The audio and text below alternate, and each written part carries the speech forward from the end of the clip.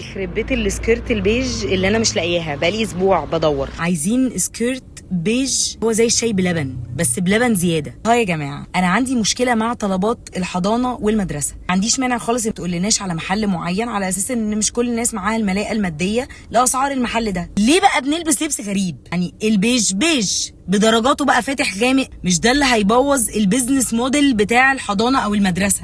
انا شكلي اللي باظ من كتر اللفه في الحر.